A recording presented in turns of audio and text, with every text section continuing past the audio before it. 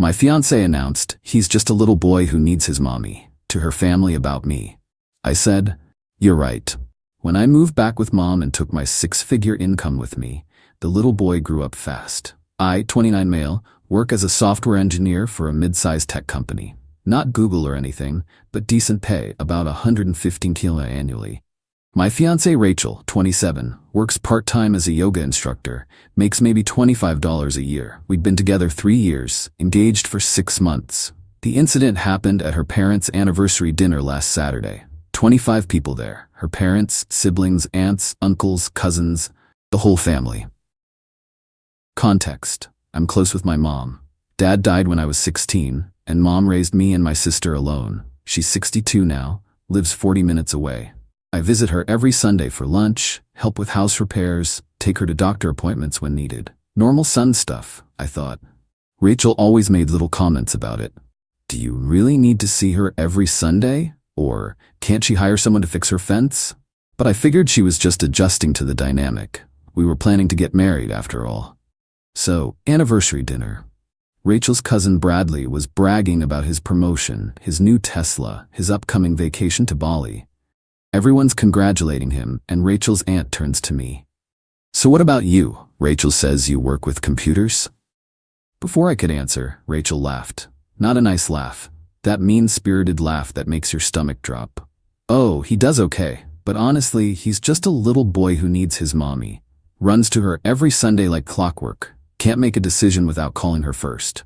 I'm basically marrying a child." The entire table went silent.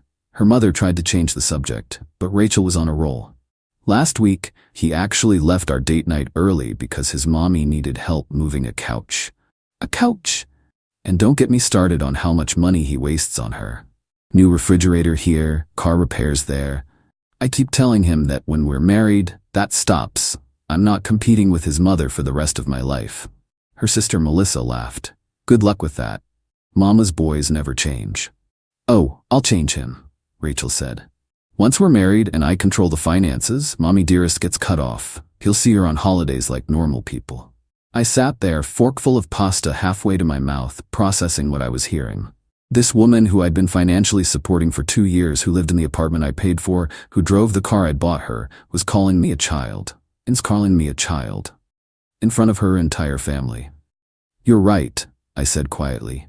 Rachel turned to me, smirking. "See? He even admits it. No, you're absolutely right. I am just a little boy who needs his mommy. And you know what? Little boys shouldn't get married." I stood up, placed my napkin on the table. "Thank you for dinner," I said to her parents. "Happy anniversary." And I left. My phone started blowing up before I even reached my car.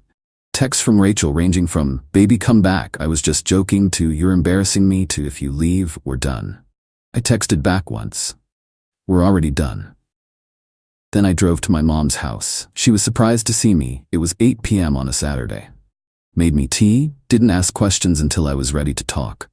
When I told her what happened, she was quiet for a long moment. "I never liked her," she finally said. "But you seemed happy, so I kept my mouth shut." "Why didn't you like her?" "She never once offered to help when she came over. Never brought anything to Sunday lunch. Never said thank you. And she'd roll her eyes when you hugged me goodbye." Small things, but they add up. I stayed the night in my old room. Woke up Sunday morning with absolute clarity about what I needed to do. Update 1: Monday was interesting. I called in sick to work, then drove to the apartment at 10 a.m. when I knew Rachel would be at her yoga class. Packed everything I owned. Wasn't that much, honestly. My clothes, gaming setup, work equipment, personal documents. The furniture was all mine. I'd bought it, but I left it. Wanted a clean break. Except for one thing. The 65-inch OLED TV I'd bought 3 months ago. That came with me. Petty? Maybe. Satisfying? Absolutely. Left my key and a note. Rent is paid through the end of the month. After that, it's your responsibility. The account at the power company and internet are in my name. I'll be canceling them Friday. Good luck. Moved everything to my mom's house. She'd cleared out the basement rec room for me. Not ideal at 29, but better than living with someone who publicly humiliated me. Rachel came home to find me gone. The calls started immediately, 18 in the first hour, then texts, "Where are you?" This is ridiculous. You can't just leave. We need to talk. I was joking. You're overreacting. Please answer me. Answer your phone. Then the tone shifted. How am I supposed to pay rent? You can't just abandon me. I'll be homeless. You're being financially abusive. That last one actually made me laugh. Financially abusive? I'd been paying 80% of our expenses for 2 years. Tuesday, she showed up at my work. Security wouldn't let her in, badge required, but she waited in the lobby for 3 hours. I went out the back exit and worked from home the rest of the day. Wednesday, the real panic set in. She'd apparently just realized I was serious. Her friend Qley called me. You need to talk to Rachel? No, I don't. She's a mess. She hasn't eaten, hasn't slept. She might lose her job because she keeps crying during classes. That sounds like a her problem. How can you be so cold? You were together 3 years. Ask her how cold she was Saturday night when she called me a little boy in front of her entire family. She didn't mean it. You know how Rachel is, she just talks without thinking sometimes. Exactly, and now she can think about what she said without me around. Qley hung up on me. Thursday is when things got interesting. Rachel's dad, Frank, called me. Frank's a contractor, decent guy, always treated me well. Son, I'm not calling to defend what Rachel said. That was out of line. Thank you. But walking out on a 3-year relationship over one comment seems extreme. Frank, with all due respect, it wasn't one comment. It was her telling your entire family that she plans to financially control me and cut my mother off once we're married. That's not a partner, that's a dictator. He was quiet. Then she said that? Ask anyone who was there. I must have missed that part. I was in the kitchen getting more wine. Ask your wife, ask Melissa. They all heard it. Another pause. She can't afford that apartment alone. I know. She'll have to move back home. That's probably for the best. You're really done? No counseling? No second chances? Frank, she didn't just insult me. She revealed who she really is. Someone who sees my love for my mother as weakness. Someone who thinks marriage means controlling me. Someone who publicly humiliates me for entertainment. Why would I sign up for a lifetime of that? He sighed. Can't say I blame you, son. Take care of yourself. That evening, I get a text from Melissa, Rachel's sister. She's moving back home this weekend. Hope you're happy. I texted back, I'm getting there. Update 2. Rachel moved back with her parents. I know because she posted about it on Instagram, trying to spin it as taking time for self-care and family bonding. The comments were supportive until someone asked about the wedding and she had to admit we'd broken up. Then the narrative changed. According to her social media, I was emotionally unavailable, codependent with my mother, and refused to grow up. She painted herself as the victim who'd tried so hard to help me become a man. I didn't respond, didn't post anything, just watched and screenshotted everything. My mom, meanwhile, was thrilled to have me around. Not thrilled about the circumstances, but happy for the company. I helped her renovate the basement properly, painted, new flooring, installed a mini kitchen. Cost about $8 all in, but worth it. My own space while I figured out next steps. Rachel's friend group started reaching out, not to reconcile, but to ask for money. Apparently, I'd been unknowingly funding their entire social circle. When Rachel and I went out, I paid. When we did group dinners, I covered her portion. Beach house rental last summer, I paid her share. Concert tickets, wine tours, escape rooms, I'd been the invisible benefactor of her entire friend group through her. Now she couldn't afford to do anything, and they were realizing the gravy train had derailed. Her best friend Victoria actually had the audacity to Venmo request me $300 for Rachel's portion of the bachelorette party next month. I declined with the note, "Little boys don't have money, ask her mommy and daddy." But the real explosion came Tuesday. Rachel discovered I'd withdrawn my portion of the wedding deposits. We'd booked a venue, photographer, and caterer. Deposits totaled $8,500. I'd paid $7,000, she'd paid $1,500. I'd called all 3 vendors Monday, explained the situation. The venue and photographer refunded my portion, minus a small cancellation fee. The caterer couldn't refund the deposit, but they could transfer it to a different event. So I used it to cater my mom's upcoming 63rd birthday party. 60-person guest list, full dinner, open bar. Mom was ecstatic. Rachel was not. She called from her dad's phone. I hadn't blocked that number. You stole our wedding money. I withdrew my contributions. Your $1,500 is still there. The venue wants $5,000 more or they'll cancel. Then pay it. With what money? The money you'll be saving by controlling my finances, remember? Oh wait, that was after we got married. Guess you'll have to figure something else out. You're doing this to hurt me. No, I'm doing this because it's my money. I'm just a little boy, remember? Little boys shouldn't be planning weddings. Stop throwing that in my face. It was one comment. One comment that revealed everything. Rachel, you told your family you were going to control my money and cut my mom off. You called me a child for loving my mother. You laughed at me with your sister. In what universe would I marry you after that? I was joking. It was just talk. Jokes are supposed to be funny. Nobody was laughing except you and Melissa. This is about your mother, isn't it? She never liked me. She's poisoning you against me. My mother hasn't said a single bad word about you. She doesn't need to. Your own words did all the work. She hung up on me. 20 minutes later, I get a call from the wedding venue. They're confirming the cancellation and processing my refund. Apparently, Rachel couldn't cover the remaining deposit. The photographer called next. Same situation. The caterer called to confirm the birthday party details and thank me for keeping the business with them. That evening, Rachel's mom, Patricia, called.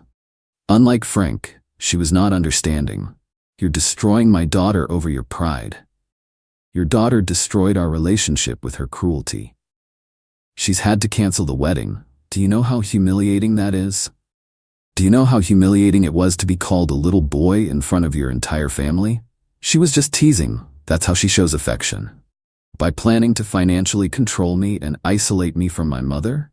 That's affection? You're twisting her words. Patricia, you were there. You heard every word. You tried to change the subject because even you knew it was inappropriate. Silence. She's my daughter. I have to defend her. I understand. And she's your problem now. Good luck with that. Update 3. The entitlement escalated exactly as you'd expect. Rachel started a GoFundMe. Help me rebuild after financial abuse. Her goal? $10,000. The description painted me as a manipulative man who'd trapped her in financial dependency, then abandoned her without warning. She claimed I'd forced her to work only part-time so she'd be dependent on me. Reality? She refused to work full-time because it would disrupt her spiritual energy, and full-time work is corporate slavery. She said I'd isolated her from financial resources. Reality? She had full access to her own accounts. She just never put money in them because mine was available. She claimed I'd stolen wedding funds that were rightfully hers. Reality? I'd withdrawn exactly what I'd contributed. The GoFundMe raised $250. $200 was from her mom, $50 from her aunt. Then came the employment saga. Rachel applied for full-time positions but hadn't updated her resume in 3 years. She listed me as a reference without asking. When employers called, I was honest. How long have you known Miss Morrison? 3 years personally. What can you tell us about her work ethic? I've never worked with her professionally, so I can't speak to that. She listed you as a professional reference. That's incorrect. We were in a personal relationship. I've never been her colleague or supervisor. 3 different employers called, same conversation each time. She didn't get any of the jobs. Her dad called again. She's saying you're sabotaging her job search. Frank, she listed me as a professional reference without asking. I told them the truth, that I've never worked with her. How is that sabotage? She says you're bad-mouthing her. I specifically said I couldn't speak to her professional abilities because I've never worked with her. That's the opposite of bad-mouthing. Can you just help her out? Give her a good reference? So you want me to lie to potential employers? Silence. She's desperate, son. She's 27 with barely any work history, living with her parents. And whose fault is that? I'm not responsible for fixing the life she chose. Meanwhile, I was thriving.